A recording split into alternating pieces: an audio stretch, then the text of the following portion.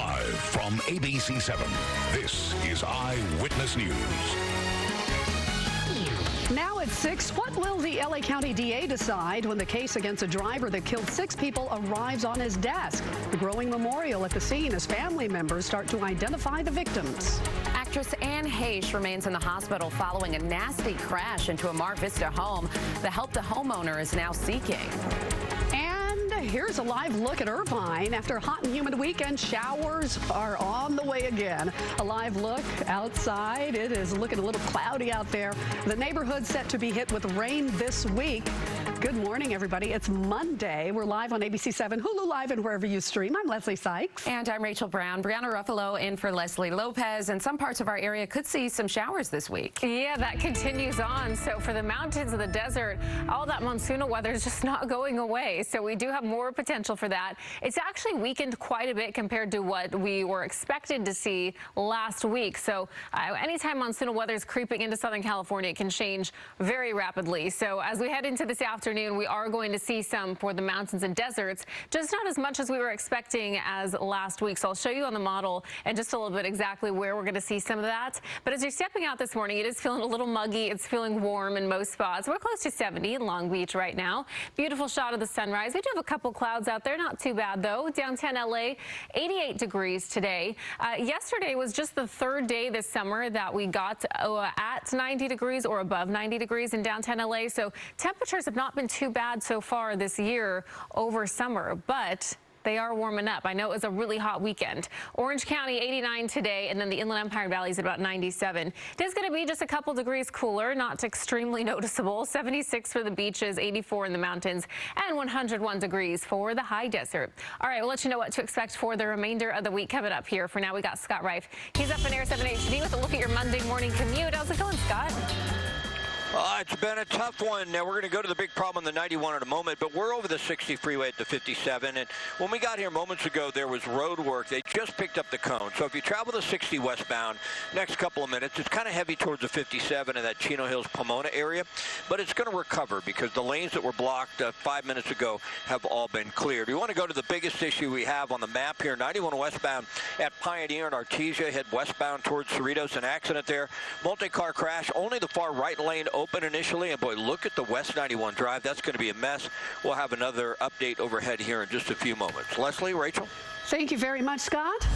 Charges could be filed as early as today against a nurse suspected of causing that fiery crash that killed 6 people in Windsor Hills. Nicole Linton had been hospitalized after the crash but was booked into jail over the weekend.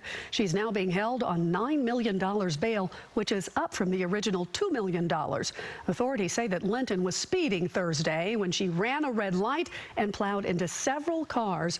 A pregnant woman, an infant, and 3 other adults were killed in the crash. Meantime, this morning, 5 people are in custody after a pursuit ended with a crash in Norwalk. Police say that they were trying to pull over a stolen car when the driver just took off on the 605 freeway. The driver crashed into another car after getting off at Imperial. The person in the other car was taken to the hospital. 5 people in the stolen car were taken into custody. This morning, actress Anne Heche remains in the hospital as police investigate the fiery crash that put her there. Eyewitness News reporter Tony Cabrera is live in Mar Vista with the very latest on that, including video of the crash. Tony.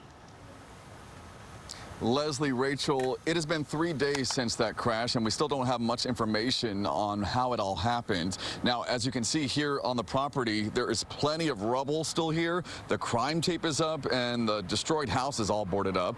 People who live in this area are frustrated and, of course, shocked that no one else was hurt.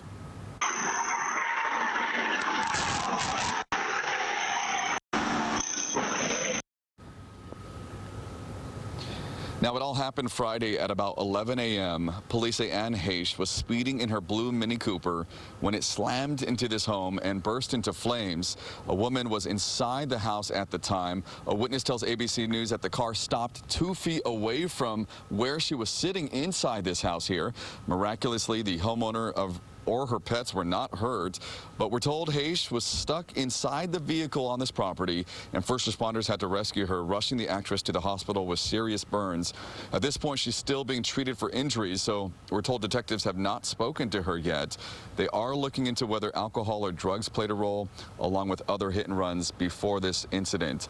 As for the woman who lived inside the home, friends have launched a GoFundMe account for her to raise money for all of the expenses she will incur. As we're told, she has pretty much lost everything. In Mar Vista, Tony Cabrera, ABC 7 Eyewitness News. All right, Tony, thank you. The Riverside Unified School District will welcome students back to class today. The district will align with the new state law that requires later start times. That means all high schools within the district will begin at 8:30 a.m. and middle schools at 8 a.m. And a heads up to elementary school parents, about a dozen school districts in schools in the district also changed start times. Right now, face masks are encouraged, but they are not required. And this year, parents are allowed to walk their kids to their classroom on the first day of school.